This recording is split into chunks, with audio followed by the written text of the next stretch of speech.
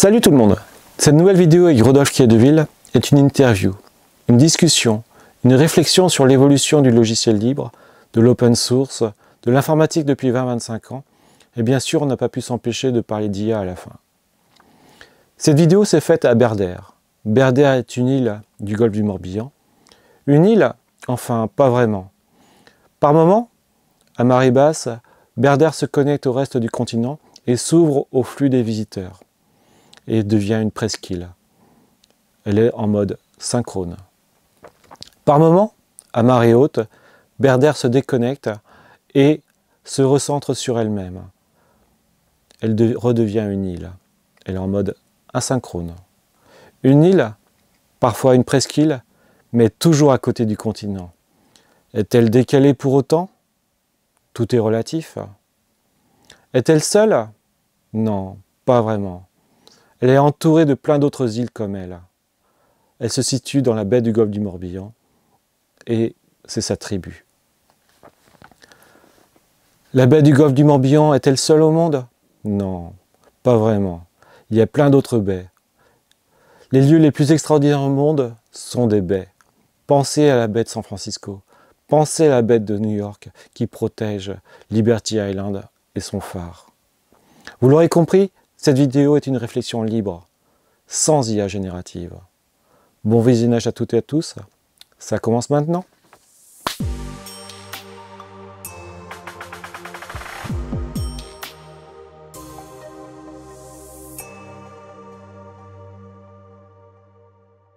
Bon, bonjour Rodolphe, merci pour le thème, le monde du libre.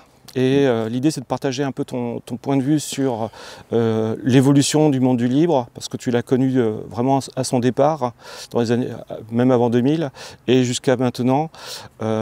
Tu es encore un grand contributeur du logiciel libre. Tu as contribué énormément avec Dolibar et Lolix. Lolix, non seulement tu as contribué à ta manière, mais tu as fait une plateforme pour que les autres puissent être contributeur actif, parce que tu faisais une plateforme de mise en relation entre des gens qui cherchaient un job dans l'open source et dans le libre et des employeurs, donc c'est quand même favoriser un écosystème. Et voilà, est terminé par un constat ou ton point de vue sur où ça en est et qu'est-ce qu'il est devenu, est-ce qu'on a toujours gardé cette philosophie, voilà, ton point de vue sur ces 20 ans ou ces 25 ans de logiciel libre. Eh bien, écoute, tout d'abord, merci Gwenel de me recevoir à nouveau. Oui, le libre, c'est une partie de ma vie. Hein. Professionnellement, c'est ma vie. Typiquement, il y a toujours eu un débat, et qu'on a encore, c'est encore rigolo, parce que je l'ai eu pas plus tard que la semaine dernière, par rapport au libre. Aujourd'hui, on parle beaucoup d'open source, qui est une des parties effectivement du logiciel libre. Il y a eu des grands débats hein, quand le mouvement est apparu et c'est un petit peu généralisé, qui était effectivement le free software et l'open source. Ça c'était très intéressant, ça séparait un petit, c'était assez clivant comme débat. L'open source c'est un moyen technique, le free software c'est un moyen philosophique en fait, c'est une démarche philosophique. Moi, ce qui m'a tout de suite attiré dans ce mouvement, c'était la notion de pot commun. C'est-à-dire qu'on avait effectivement, on avait décidé à plusieurs informaticiens à travers le monde, donc d'une façon très universelle, j'ai connu assez peu de mouvements aussi universalistes que ça, de mettre des ressources en commun, et cette ressource en commun, c'était notre intelligence, et ça se transformait effectivement par des logiciels. C'est une très belle époque, enfin je trouve que c'est une très belle idée. Hein. Tu parles de quelles années à peu près? Donc là, l'apparition du mouvement du logiciel libre en France, on va se concentrer sur la France, on est fin des années 90, début des années 2000, où on commence, ça se présente sous la forme technique, c'est qu'on se met à utiliser des logiciels, on se met à se partager des logiciels, et de façon tout à fait légale, puisque l'origine même du logiciel, c'était que du logiciel, il n'y a pas eu d'effet, il n'y a pas eu de légal qui était mis dessus, les licences ne sont arrivées bien qu'après, et effectivement, ce sont les années 80-90, où le monde économique s'est rendu compte que le logiciel allait devenir une industrie, évidemment, certains acteurs majeurs ont voulu le protéger, éviter de se partager le gâteau, et c'est là qu'il y a eu une réaction, effectivement, avec des gens comme Richard Stallman, qui ont amené une autre vision de l'informatique. Et à l'époque, c'était assez compliqué d'expliquer ça à des gens qui ne faisaient pas partie du milieu, qui étaient, mais comment vous pouvez gagner votre vie en donnant des choses? Et moi, l'image que j'aimais bien utiliser à ce moment-là, qui était de se dire, en fait, qu'est-ce qu'un logiciel? Comment est-ce qu'on le voit ça? Si tu vois un logiciel comme un produit, comme une pomme, si j'ai une pomme et que je te donne ma pomme, effectivement, moi, j'en ai plus et je ne peux pas la manger. Et donc, ça va m'enlever un bien. Si maintenant, tu vois le logiciel comme une somme d'informations, à partir du moment où je te partage cette information, moi j'ai toujours cette information, donc à aucun moment je ne vais m'appauvrir en te donnant quelque chose. Oui, donc, et non seulement toi tu ne t'appauvris pas, tu ne deviens pas plus pauvre parce que tu as donné de l'information, la personne en face s'enrichit parce qu'elle a reçu de l'information, et ensemble vous créez encore de l'information. Exactement. Et donc pour matérialiser tout ça, donc il y a tout un ensemble de licences qui sont arrivées, donc avec les licences qui étaient plus côté Free Software Foundation, avec toutes les licences GPL à différents niveaux. Il y avait des licences MIT, et puis là rentraient des débats philosophiques. Enfin, je pourrais passer des heures à raconter les soirées qu'on a pu avoir à discuter de ces sujets-là, où tu avais un autre mouvement qui était plus le mouvement BSD. En fin de compte, tout était permis, même d'enlever la liberté. Et c'était ça qui était intéressant dans le côté Free Software Foundation, qui était de dire, vous avez le droit de tout faire, sauf de m'enlever la liberté. Des choses qui étaient assez peu connues à l'époque et qui étaient intéressantes, c'est que tu avais certaines clauses dans les licences de logiciels du monde propriétaire, donc, qui t'interdisaient par exemple d'utiliser le logiciel pour faire certaines actions. C'est-à-dire que tu avais des entreprises qui avaient mis dans la licence de leur logiciel donc l'interdiction d'utiliser le logiciel pour générer des documents qui auraient permis de critiquer une entreprise qui avait édité le logiciel. Ah, ok. Les fameux CUG, les contrats d'utilisation générale, que personne ne lit, c'est des petites lignes dans les contrats. Et donc, il y a une volonté, effectivement, d'écrire tout un ensemble de licences pour cadrer, de licences libres, pour cadrer, effectivement, ces usages-là, avec le mouvement qui disait, vous pouvez faire ce que vous voulez. On a été jusqu'à la What the Fuck License, qui disait, il n'y a pas de licence, fais ce que tu veux, quoi. Donc là, c'est le monde complètement ouvert. Le mouvement BSD qui était plutôt dire, vous pouvez faire ce que vous voulez, vous pouvez même prendre du logiciel libre et le mettre dans un logiciel qui n'est pas libre. Et le mouvement qui était plus effectivement Free Software, qui était de se dire, si tu prends du logiciel libre, si tu prends du code qui est sous une licence libre, tu ne peux pas le descendre en niveau de liberté. Et donc tu dois aussi le redonner au moins ce que tu as reçu. Ok. Et est-ce que ça t'a amené à Dolibar? Alors ça, donc effectivement, comme tu le disais en introduction, donc dans ces années-là, fin 90-2000, moi j'étais sur Paris, on se croisait avec énormément de gens qui... notre volonté à ce moment-là, c'était de pouvoir, en fait, vivre de notre travail en écrivant du logiciel libre. Oui. Vivre de notre travail, c'est-à-dire qu'un... Pour beaucoup, la majorité d'entre nous, il faut être rémunéré, ce qui était mon cas. Et il y avait une petite angle mort où c'était un peu compliqué de trouver du travail dans le logiciel libre, c'est-à-dire d'avoir la garantie.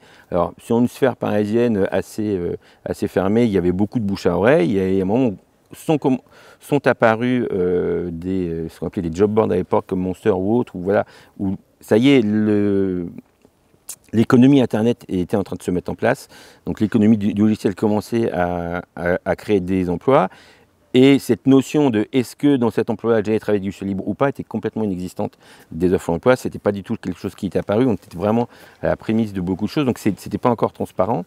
Et donc moi j'ai lancé donc une plateforme de recrutement qui était dédiée aux entreprises qui cherchaient des gens pour faire du logiciel libre, à des gens qui voulaient travailler dans le logiciel libre.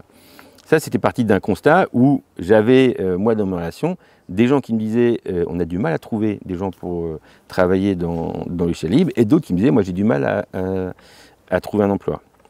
Donc ça m'a amené effectivement à lancer sous un nom complètement horrible qui s'appelait gnu-linux-jobs.org.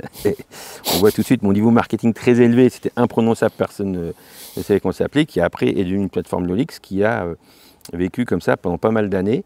La plateforme marchait très bien, elle m'a jamais rien rapporté, c'était le plus gros endettement de ma vie, parce que toujours pareil sur ce côté commercial marketing où j'étais beaucoup plus porté moi par par le succès de voir des gens qui commençaient à travailler dans le logiciel libre plutôt que de générer un revenu. Et puis j'en avais par ailleurs, donc ça n'a pas été une grande réussite commerciale, mais une vraie réussite communautaire, puisque c'était vraiment l'aspect moi qui m'intéressait derrière de permettre à des gens effectivement de travailler dans le logiciel libre pour continuer à développer. Ce qu'il faut comprendre aussi à l'époque, c'est que les outils dont on avait besoin pour faire notre métier, on les écrivait au fil du temps.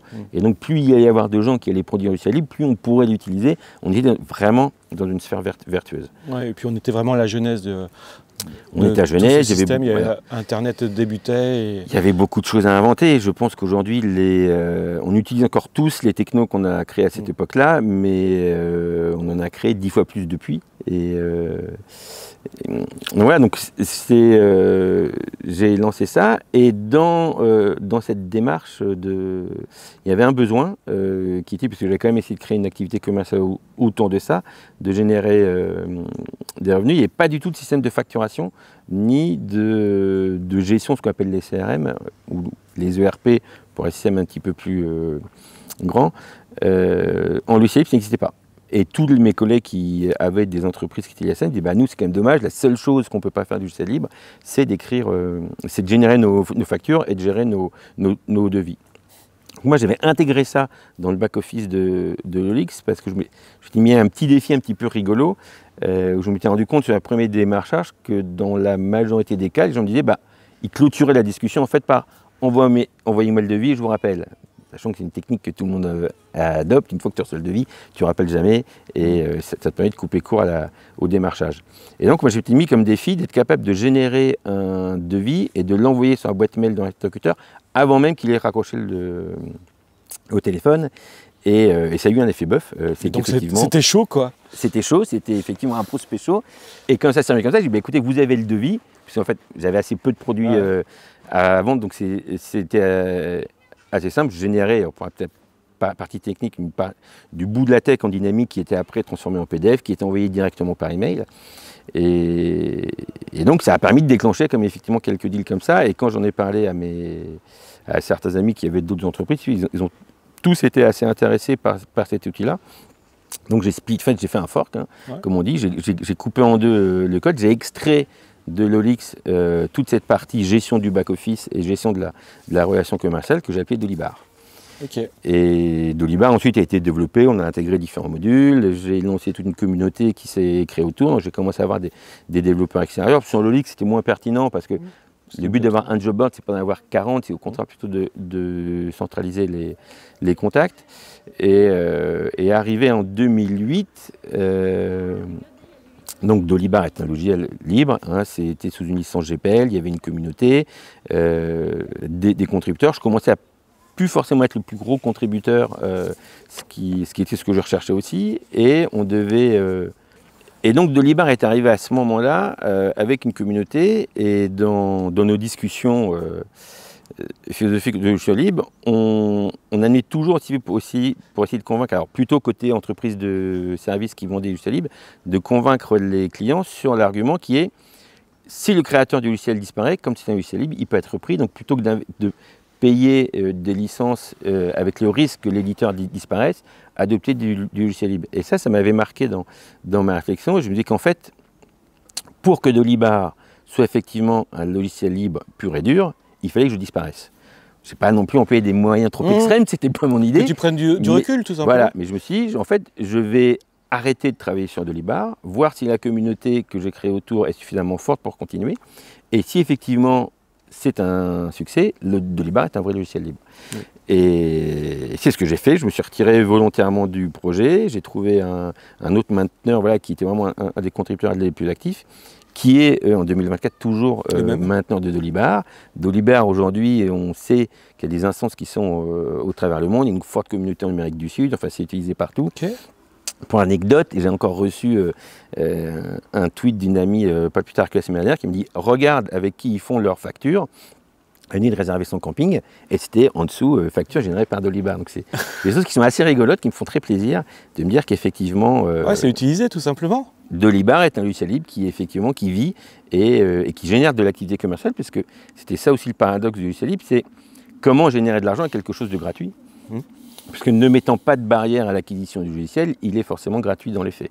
Et donc l'idée, c'est de transformer l'économie en une économie de service. C'est-à-dire qu'effectivement, tu vends du service autour de logiciels libres. Il y a beaucoup d'entreprises aujourd'hui dont c'est l'activité d'installer Dolibar chez leurs clients et leur vendre du service. Et c'est un modèle qui fonctionne très bien aujourd'hui. Moi, c'est quelque chose que je n'ai pas réussi à faire avec l'Olix. Et moi, j'ai plutôt continué ma vie en vendant du service, en travaillant pour une entreprise où j'utilisais et je concevais du logiciel libre. Ouais, tu es plus quelqu'un du service que du produit finalement. Alors aujourd'hui, il se trouve qu'il y a eu aussi, avec toute l'économie Internet, beaucoup d'entreprises dans lesquelles, on va dire, tu fais du service en interne, mais tu vends un produit, ce qu'on appelle les solutions SaaS, hein, c'est Software as a Service. In fine, on est quand même revenu un petit peu sur une dynamique produit, mais tout en restant dans le domaine du logiciel libre. Et c'était quoi la vision du monde à ce moment-là? Parce qu'en fait, c'était un peu le phare, entre guillemets, c'était le Far West, il y avait tout à construire. Quel était l'état d'esprit? Tu parles de free software, d'open source, donc il y avait beaucoup de gens contributeurs qui étaient actifs. Il y avait une effervescence ou que c'était quoi? Est-ce que tu peux réimaginer les années 2000 enfin 90 2000 avant 2002 on va dire, et est-ce que tu te rappelles un peu de la magie qu'il pouvait y avoir à l'époque? Il y avait une énergie folle, il y avait aussi, si tu veux, le bouleversement complet des relations, puisqu'on accédait maintenant à quelque chose qui était connecté 24 heures sur 24, sur lequel moi j'ai travaillé avec des gens à travers le monde entier. Tu avais aussi un moment où tu avais énormément de relations de confiance, puisque tu travaillais avec des gens sans les avoir jamais vus. Moi, il y a des gens avec qui j'ai travaillé pendant plus de 15 ans que je n'ai jamais rencontrés physiquement. Et ça, de toutes les nationalités, de toutes les obédiences. Enfin, on avait un commun qui était le logiciel. Et les deux phénomènes, enfin les deux événements sont apparus en même temps, la création d'Internet et le logiciel libre. Ouais. Et c'est évident, puisqu'en fin de compte, Internet, tu vas interconnecter des réseaux. Le logiciel libre, tu permets de faire ça. Internet n'existerait pas sans l'arrivée du logiciel libre, et vice-versa, je pense. Donc on était vraiment dans cette effervescence. C'était génial de pouvoir travailler avec n'importe qui, travailler sur des projets. Tu pouvais être contributeur sur des projets complètement fantastiques. Aujourd'hui, le meilleur artisan soudeur, il ne peut pas aller souder une pièce sur un Airbus comme ça en rentrant dans l'atelier et dire « Salut, je sais souder et je viens vous faire une pièce de votre Airbus ». C'est impossible. Tu pouvais contribuer à Apache, tu pouvais contribuer à des très grands logiciels qui sont toujours là aujourd'hui. C'était vraiment ce monde d'ouverture totale et une belle cohésion. Alors, au sein du mouvement du logiciel, puisqu'il y avait assez peu de cohésion avec les autres mouvements du logiciel. L'industrie qui effectivement nous a vu arriver ce mouvement, qui ne l'a pas compris, qui l'a combattu à un moment. Moi je cite souvent les propos de Steve Ballmer, un ancien PDG de Microsoft, Linux c'est le cancer de l'informatique, 2001. Des propos comme ça te donnait un petit peu la vision de comment pouvait recevoir la société cette transformation. Moi j'ai entendu régulièrement qu'est-ce que tu vas faire après Internet? Parce que là, tu t'amuses, tu as 25 ans, c'est bien, mais qu'est-ce que tu vas faire comme vrai métier après? J'ai pas l'impression aujourd'hui de m'être trompé en ayant choisi de travailler dans le milieu d'Internet. Je pense que ça a plutôt bien réussi. Donc, il y a eu ça, donc il y a eu effectivement cette fusion, si tu veux, des énergies, et puis après, effectivement, l'évolution du mouvement, puisque quand la sphère économique a compris que le logiciel libre était là et qu'il n'est pas à partir, il fallait en faire quelque chose. Et on ne pouvait pas effectivement voir beaucoup de développeurs très talentueux commencer à avoir des exigences sur la façon dont ils travaillaient, parce que c'est ça qui s'est passé aussi. Je pense que c'est d'un rare milieu de l'informatique à ce qu'on ait pu prendre un petit peu, à avoir effectivement au plus bas niveau, c'est-à-dire les développeurs qui sont dans l'entreprise, pas forcément ceux qui sont mis en avant, des exigences, et transformer un petit peu les entreprises de l'intérieur par leur pratique, par leur façon de travailler. Le télétravail vient un petit peu de là aussi, puisqu'on avait, nous, bien avant qu'on mette un mot sur le phénomène du télétravail, déjà commencé à travailler de façon complètement déconnectée. Déconnectée du territoire. Quoi. Tout à fait, et puis Internet arrive, c'est les data centers, donc les ordinateurs ils quittent le monde de l'entreprise pour être localisés ailleurs, donc tu te retrouves à un moment sans aucun lien physique entre ton activité. Est-ce que cette dématérialisation t'a pesé ou... Parce qu'en fait on est un peu déconnecté des territoires. On n'est pas la partie physique. On peut discuter avec quelqu'un qui se trouve à l'autre bout du monde et pas forcément avec son voisin de palier ou voisin de rue. Est-ce que ça t'a posé, peut-être pas à l'époque, mais est-ce que après, avec un peu de recul, il y a des effets négatifs ou est-ce que tu vois un côté négatif de cela?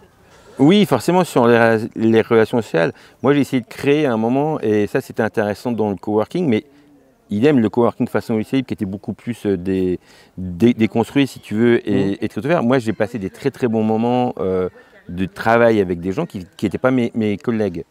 Et ça, pour moi, on n'a pas réussi à emmener ce mouvement-là jusqu'au bout, à se retrouver en fin de compte avec, tu as besoin d'une communauté sociale et dans nos métiers de partage de la technologie, si tu veux, où tu peux avoir autant de plaisir à discuter sur un problème technique avec quelqu'un qui travaille dans une entreprise que toi que pas. Quand tu travailles sur le logiciel libre, tu as les mêmes problématiques, quelle que soit l'entreprise où tu te trouves. Et donc, tu n'as pas besoin d'être forcément, tu vois, ce lien de l'activité économique qui est lié à ton travail n'est pas forcément nécessaire. Ouais. Donc ça, moi, c'est des choses que j'ai essayé de refaire par le coworking, Ouais. mais assez vite. Enfin, disons que le coworking n'a pas pris dans les petites villes, et quand il a pris dans les grandes villes, il a été de nouveau recommercialisé, oui. Et avec, moi j'ai eu des cas assez anecdotiques, hein, on m'a proposé des lieux de coworking avec une porte qui ferme à clé et un bureau isolé. Je pense qu'ils ont oublié le mot co dans le coworking. Moi, quand je vais dans l'espace de coworking, c'est effectivement pour rencontrer des gens. J'ai eu des très très belles expériences où, effectivement, c'était autant bénéfique pour mon travail que l'activité commerciale à laquelle j'étais rattaché. Et après, on a aussi recréé d'autres formes. Moi, aujourd'hui, je gère des équipes à distance depuis plus de 10 ans. J'estime, et les retours que j'ai, c'est que j'ai une vraie relation avec mes collègues. On se voit régulièrement, sous d'autres formes, 3-4 jours sur un lieu tous ensemble, plutôt que tous les jours au bureau. Ok, ouais. Au sujet du coworking, un des slogans du début du coworking, c'est « Working alone sucks ». Voilà. Et c'était dans les années 2010.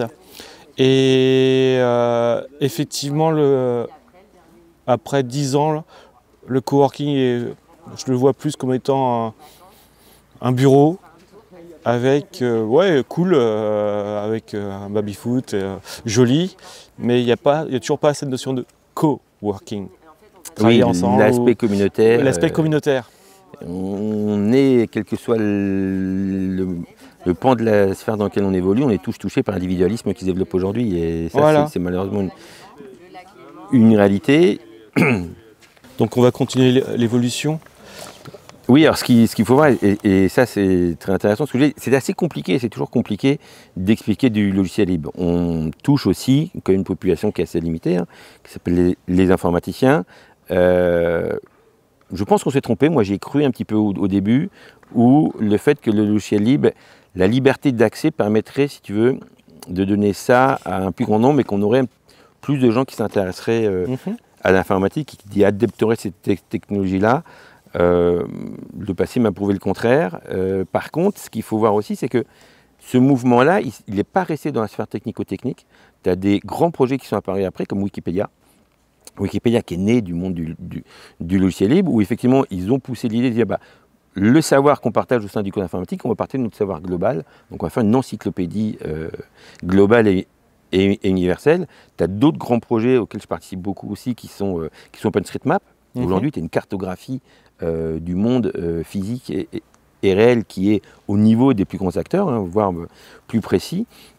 Et donc, ce mouvement a quand même réussi à engendrer cette notion de partage du savoir, de pot commun aussi. Et là, on revient un petit peu sur la définition de la FSF, qui est de dire, dans les licences libres, ce qu'on met au pot commun, on n'a pas le droit de le retirer. C'est-à-dire que tu as le droit d'ajouter au pot, mais tu ne peux pas reprendre dans le pot.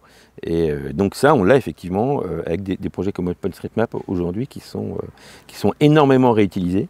On a mis beaucoup de temps à faire comprendre aux gens qu'il fallait avoir la petite citation en bas pour aussi protéger un petit peu l'œuvre, de dire cette carte-là, c'est une carte copyright contributeur OpenStreetMap. C'est ça qui est très intéressant, c'est que le copyright de toutes les cartes OpenStreetMap, il est sur l'intégralité des contributeurs.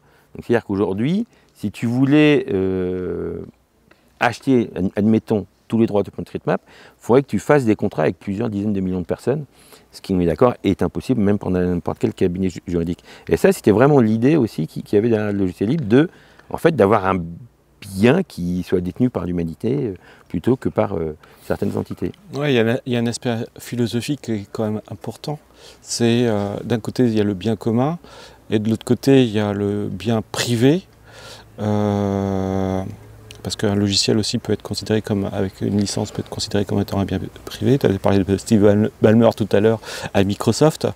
Et paradoxalement, Steve Ballmer qui parlait du logiciel libre comme étant le cancer, maintenant un des plus gros contributeurs aujourd'hui, c'est Microsoft.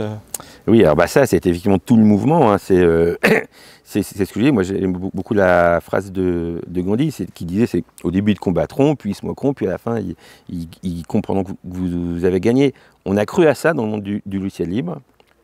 Aujourd'hui le constat est que le logiciel libre est central, il est effectivement au cœur d'Internet et de l'informatique d'aujourd'hui, mais il y a eu un mouvement effectivement de la sphère économique qui était plutôt que d'avoir privatisé à un moment l'accès au logiciel, maintenant ils ont privatisé l'accès à la ressource matérielle. C'est-à-dire c'est tout le phénomène du cloud. C'est-à-dire qu'aujourd'hui, tu as trois grands acteurs mondiaux dans le cloud, il y a plein d'autres solutions autour, mais qui n'ont pas leur puissance de frappe. Et ces acteurs-là, en fait, au lieu de t'avoir enfermé dans l'utilisation d'une licence, ils t'ont enfermé dans l'utilisation d'un contexte. C'est-à-dire qu'aujourd'hui, tu développes ta solution dans un de ces trois acteurs-là. Pour en changer, c'est énormément de temps. Tu as une fausse complexité qui a été créée autour. C'est-à-dire que tu vas utiliser exactement le même outil technique, mais qui n'a pas le même nom. C'est comme si, pour enfoncer une pointe, une fois, tu prends un marteau, et l'autre fois, tu appelais ça un maillet. Dans les deux cas, si tu veux, tu vas avoir exactement le même usage, mais si tu n'as pas le temps à investir pour comprendre effectivement comment leur outil fonctionne, tu n'es pas capable de faire cette migration. Donc aujourd'hui, dans le cloud, c'est du logiciel libre qui fait tourner ça, les logiciels libres effectivement qu'on a écrits, mais tu te retrouves à payer des coûts de location d'infrastructure qui est juste en fait la transformation du coût de licence d'autrefois en ce coût d'infrastructure pour te réenfermer dans une bulle dans laquelle tu as beaucoup de mal à sortir. Et ça devient un des sujets aujourd'hui où les coûts sont assez complexes à calculer, c'est-à-dire que tu ne peux pas faire un prévisionnel, dire bah voilà, ça va me coûter tant, tu as une activité économique, tu achètes des biens, tu les revends, tu sais combien tu vas les acheter. Généralement, dans le cloud, c'est très compliqué à faire. Tu as des entreprises qui ont créé des modèles au-dessus des modèles. Maintenant, il faut de l'intelligence artificielle pour savoir combien ça va te coûter. Et donc, on se retrouve enfermé par les mêmes acteurs, in fine, hein, par quelques-uns qui sont en train de péricliter, mais la sphère économique a réussi à conserver son monopole de la société de l'information.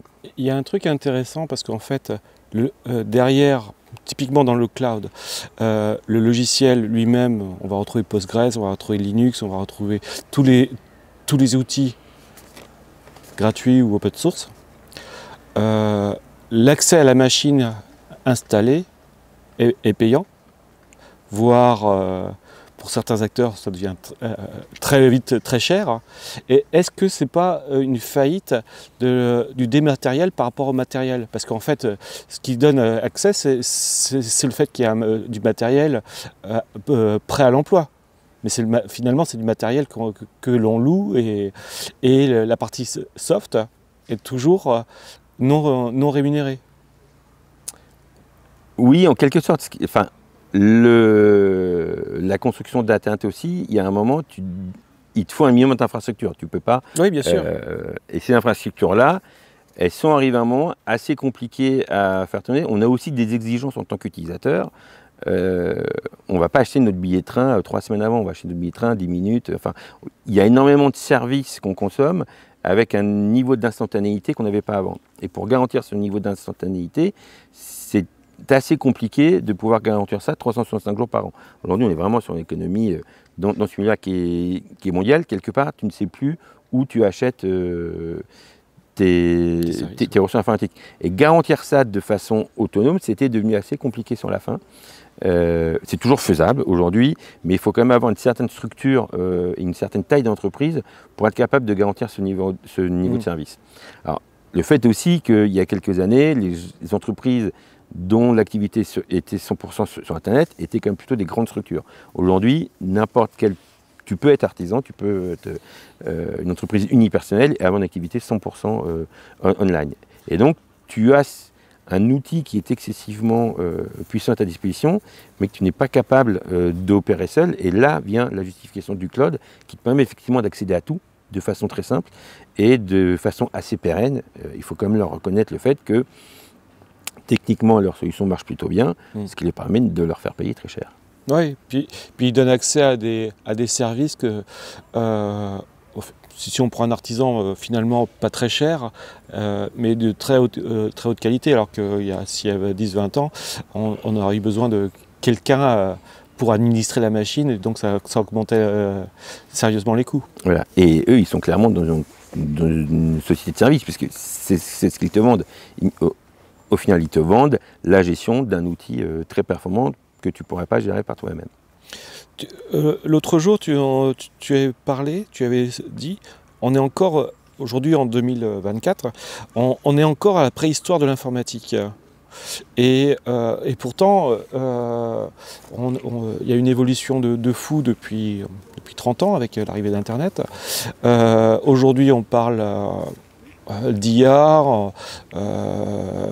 qui va remplacer les hommes, ou en tout cas dans notre monde les développeurs, par de l'intelligence artificielle.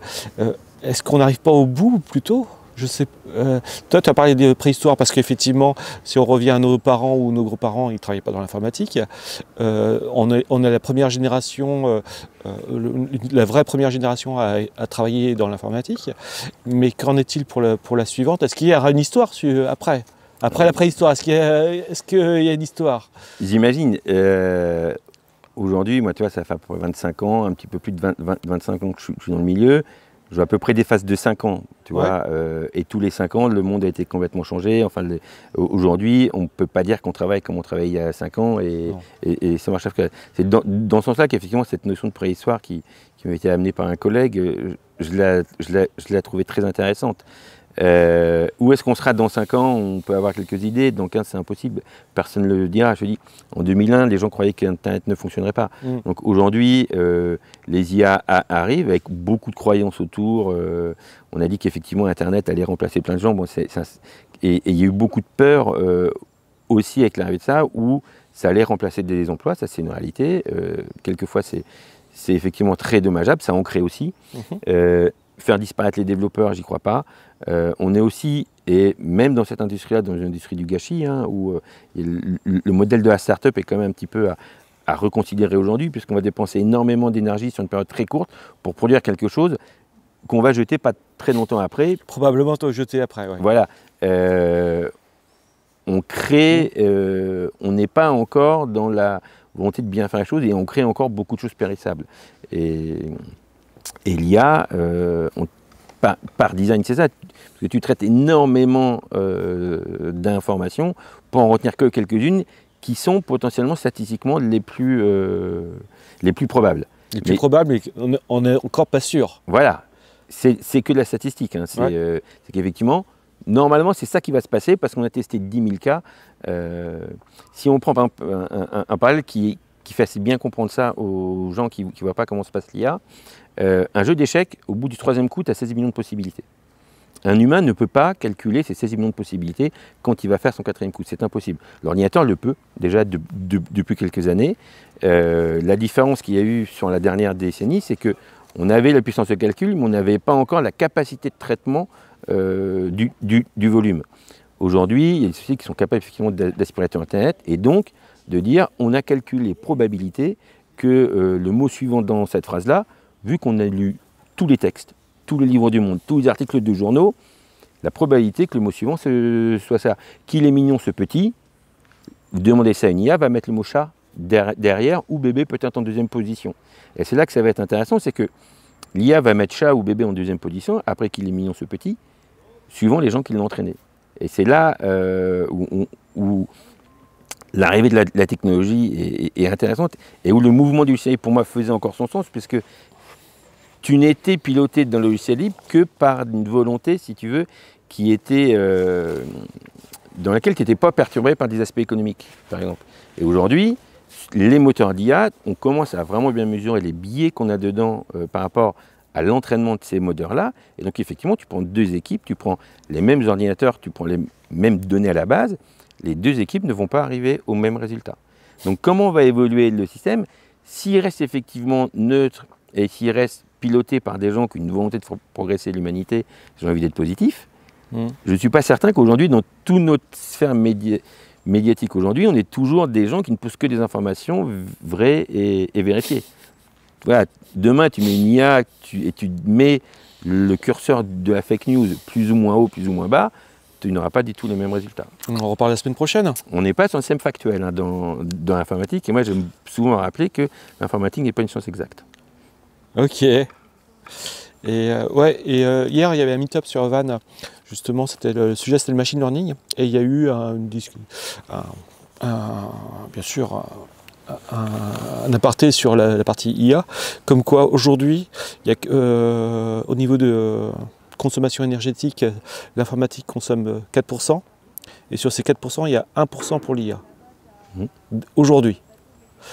Et quand on voit que, en fait, pour faire telle ou telle action, il y a une consommation, typiquement, on veut lire un document, on l'envoie pour avoir un résumé.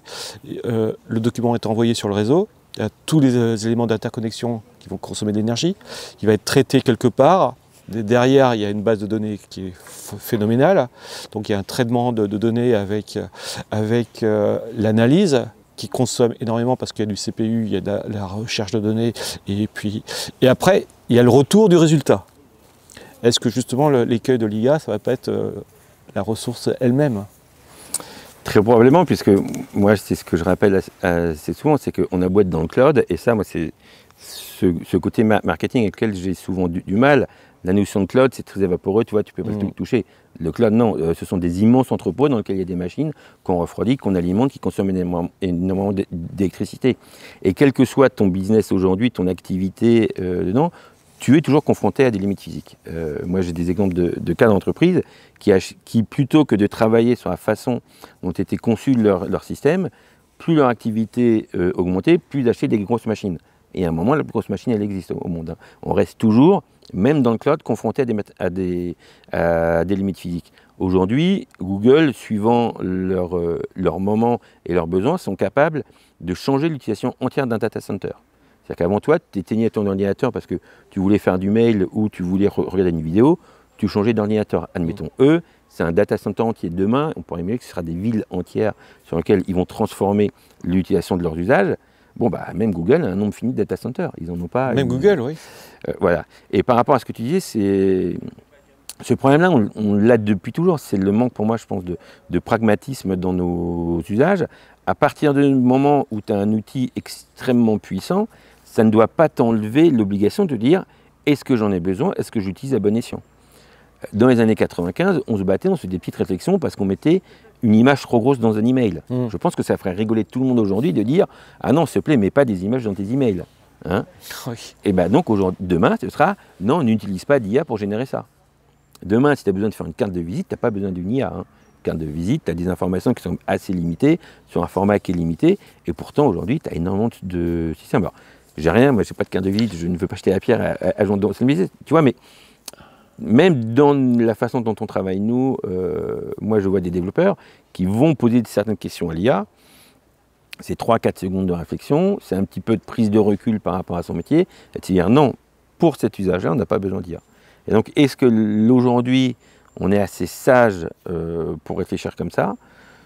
J'en suis pas convaincu, mais je reste optimiste sur le fait qu'effectivement, un petit peu plus, il y a un mouvement qui s'appelle le KISS, c'est très mignon, un KISS, ça veut dire baiser en anglais, mais c'est là le Keep It Stupid Simple. C'est-à-dire qu'à un moment, si tu veux avoir une garantie que ton système il fonctionne bien et que tu sois surtout capable de le maintenir, bah, essaye de repenser à quelque chose de plus simple. Ouais. Et revenir à moins de complexité. Voilà. Et pour revenir à l'IA, je pense qu'effectivement, ça s'adapte très bien. Et il y a beaucoup de cas aujourd'hui où non, on n'a pas forcément besoin d'une IA pour faire ça. Est-ce que, justement, l'IA simplifie les choses? L'IA rend accessible, typiquement si on prend le cas du résumé ou même ou du code, on lui dit bon fais-moi ci, fais-moi ça, pour moi le code et entre guillemets l'IA va me sortir le code et la plateforme tout clé en main quoi, en théorie. Est-ce qu'on ne va pas vers justement un moins 10 ans? Et est-ce que ce n'est pas un écueil qui peut arriver parce que les gens vont... la nature humaine cherche toujours à simplifier les choses ou à prendre ce qui est le plus facile. Oui, ou à en faire moins. Ou en faire le moins possible. Voilà.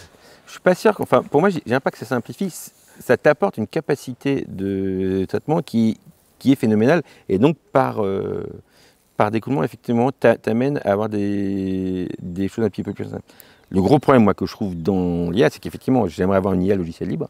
C'est-à-dire qu'une IA sur laquelle je connaisse son jeu de données, sur lequel c'était entraîné. Parce que pour revenir, hein, l'IA, c'est que tu donnes un ensemble de données, elle s'entraîne, elle auto-apprend et elle donne des résultats quand tu lui poses une question après. Ce jeu de données sur lequel tu as appris ton IA est excessivement important. Ce que tu as voulu en faire aussi, puisque l'IA, tu lui as donné un jeu de données, et après tu règles un ensemble de paramètres pour dire ça, je trouve que c'est plus pertinent que ça. Donc on voit très bien que l'homme a encore un énorme pouvoir sur l'IA, et je pense que les gens s'imaginent qu'une IA est pragmatique, ce qu'elle n'est pas du tout, et elle ne peut pas auto-apprendre. Tu vas limiter sa capacité d'apprentissage par rapport à son set de données initiales. Mais si on revient à l'open source, il y a 20 ans, il y avait beaucoup de gens qui contribuaient, beaucoup de codeurs qui contribuaient à l'open source. Aujourd'hui, quand contribuaient ou modifiaient, prenaient un bout de code et modifiaient pour le mettre à fonctionner de la manière que les développeurs choisissaient à l'époque. Aujourd'hui, quand un produit ne quand un produit ne correspond pas, on change de produit. Est-ce qu'il n'y a pas une recherche justement d'en faire moins et de plus de vision consommatrice du produit que d'une vision actrice comme on avait à l'époque, et que l'IA serait juste le summum de plus rien faire.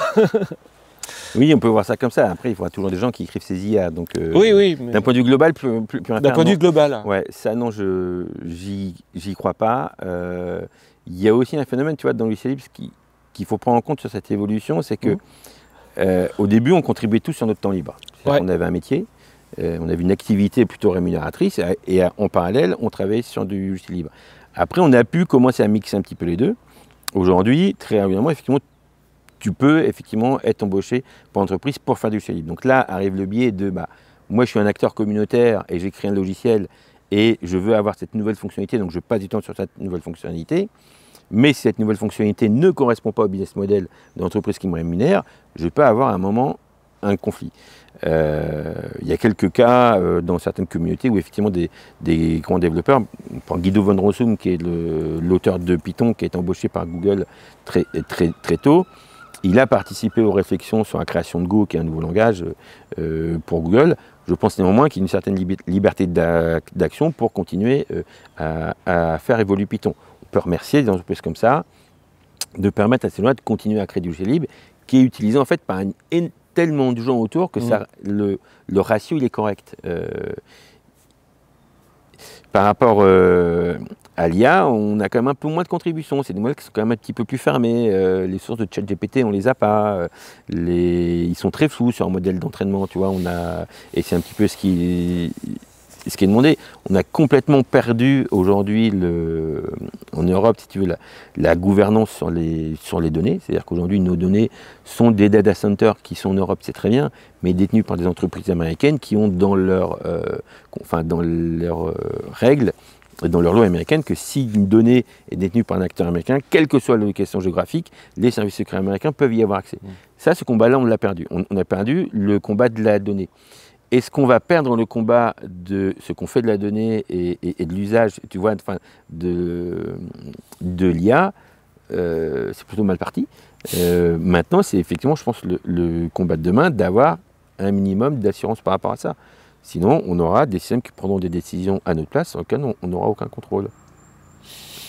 Tu avais dit, lorsqu'on s'est vu l'autre jour, un informaticien est un inventeur et un créateur. Mais voilà, là, effectivement, on fait un focus sur l'IA, mais c'était plus c'est quand même le sujet de base, c'est l'open source. Et on revient à la genèse. On inventait, on créait, les informaticiens avaient un monde devant eux et ils créaient pour répondre à tel ou tel besoin, typiquement Dolibar ou Lolix. Et aujourd'hui, est-ce qu'il y a encore cette... est-ce que l'informaticien est encore un créateur ou juste un copieur ou... Alors, il n'y a pas de limite à l'imaginaire. Hein. Non, on crée des CM tout le temps. Moi, je suis très convaincu de ça. Il y a encore des belles choses qui sont créées. Forcément, on a 30-40 ans de travaux derrière nous, donc on a quand même déjà créé beaucoup de choses. Tous les besoins de base sont remplis. L'IA, c'est la dernière invention. Hein. C'est effectivement tout ce qui tourne autour du machine learning et de l'auto-apprentissage. Ça, c'est une des choses qu'on a créées. Au niveau individuel, oui, tu as toujours effectivement la capacité de créer des choses. Il faut un peu voir ça comme des Lego. On a énormément de briques autour de nous qui sont disponibles. Et la façon dont tu vas assembler tes briques peut effectivement t'amener à des démarches nouvelles. Et ça, je pense que c'est assez peu développé dans nos entreprises aujourd'hui.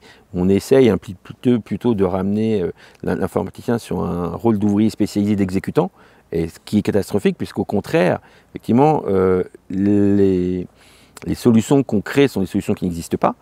Et pour être dans cette démarche de création et d'invention, il faut que tu sois assez libre d'autres contraintes.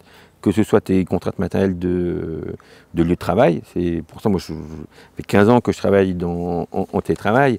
Et l'aspect social, je le remplis par un autre moyen. Mais une entreprise qui me dit, je contrains la façon dont tu vas travailler, me dit que c'est une entreprise qui n'a pas compris que j'avais ce besoin de liberté, de réflexion et de création. Et aujourd'hui, on vient aussi sur le temps du travail, c'est à quel moment. Moi, je suis beaucoup plus créatif et je résous beaucoup plus de bugs dans ma douche le matin que derrière mon bureau à 16h ou 16h30. Parce que tu n'es plus effectivement ton... Et ça, c'est mon mode de fonctionnement à moi, qui n'est pas celui de mon voisin, qui n'est pas celui du voisin de mon voisin. Et donc, il faudrait qu'on redonne un peu plus de liberté sur la façon dont on s'organise dans l'entreprise, sur ces métiers-là, pour libérer effectivement la capacité de création des gens, pour que, moi, arriver le matin, quelqu'un me laisse un message, lui, il a trouvé ça à 23h, j'attends de lui que s'il l'a trouvé à 23h, qu'il ne soit pas à 9h au bureau. Parce que s'il a travaillé à 23h, il ne peut pas être à 9h au bureau. Donc j'attends qu'il arrive à midi ou à 14h. Et laisser les gens qui ont travaillé quand ils veulent, d'où ils veulent, sur ces métiers-là, pour moi, c'est hyper important. C'est ça l'évolution, en fait. Pour libérer cette capacité de création, en fait. La retrouver, et par la liberté, en fait. Voilà. Et le lien qui est quelque chose qui est toujours ramené dans ces discussions, alors plutôt avec d'autres secteurs que les secteurs informatiques, mais le lien entre les équipes, ça fait des dizaines d'années qu'on a passé notre temps à créer des outils pour travailler ensemble, que ce soit GitHub, voilà, ces outils-là de collaboration qui nous permettent effectivement d'avoir cette capacité technique à travailler ensemble de façon désynchronisée et déconnectée. Donc ça, on sait faire. Ça, on sait faire. Il y a... Et il faut le réimpulser, soit le réimpulser, soit l'admettre, soit en tout cas prendre conscience que la créativité va venir de là et on en a toujours besoin. Moi, j'ai travaillé beaucoup sur Paris à un moment, tout en vivant à Vannes. Je montais à Paris 2 jours par semaine. Les 2 jours où j'étais à Paris, si je passais 2 heures derrière mon ordinateur, c'était bien le diable. Parce qu'effectivement, je passais ce temps-là à rencontrer des gens, à discuter, à créer le lien social qui était nécessaire pour que je sois pertinent dans mon activité technique. Mais mon temps technique, il n'était pas quand j'allais à Paris. Il était chez moi, il était effectivement sur mes horaires et j'étais beaucoup plus créatif à ce moment-là. Et j'avais en fait découpé mon temps de travail et mon planning sur la semaine avec le temps technique, le temps social, plutôt que de tout mixer. Prends un développeur, mets-le au milieu d'un open space, à côté d'une équipe qui passe beaucoup de temps au téléphone, qui crie très fort dans son téléphone et qui lui tape sur l'épaule toutes les 5 minutes pour dire « Hey, t'as vu mon mail ?» Cette personne-là va avoir du mal à se concentrer 2 heures de suite pour produire quelque chose à la fin de sa journée. Et on va arriver à la fin. Est-ce que tu peux nous faire un petit, enfin, voilà ton point de vue sur liberté et créativité? Parce que là, on termine sur ça. on termine sur ça. Est-ce que tu as un mot de fin justement sur cet axe? Ben, effectivement, c'est de libérer la capacité de création. Et donc ça se fait avec du logiciel libre, mais aussi avec un contexte organisationnel autour qui permet aux gens d'être libres dans leur façon de travailler.